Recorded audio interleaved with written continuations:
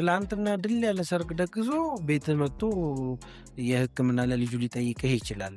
በሁለተኛ ቤት ኩዳብን ግን ያው ከአቅሙ በላይ የሆነ ኃላፊነት ውስጥ ገብቶ ከዛ በኋላ ቤተሰብ ማካል ቢሆን ማለት ነው የሚጠይቀው ጥያቄ አንዱ ቅድም ክሩሻል ስለሆነች ነው ማይችል ወይም ደግሞ ሊያሟላ ያንን ነገር ሊያሳካ የማይችል ሰው መሆኑ መሰረታዊ ነው።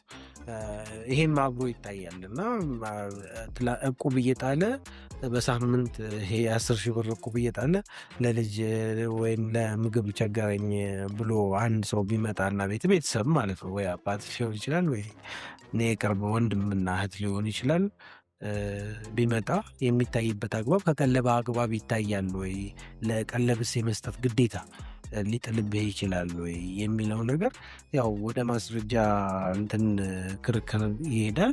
ግን ዞሮ እንደዚህ የተለጠጠ ሀሳብ እንደሌለው ክሌር ለማድረግ ነው ቤተሰቦቻችን የተለመደ ስለሆነ እኛ መስመር ትንሽ የምናልፋት መስመር ስላለች ምንድነው የሚባለው ከባልሽ ባሌ ይበልጣል ጨውሽ አበድሪኝ አይነት ነገር አለ አይደል አባባል ነው።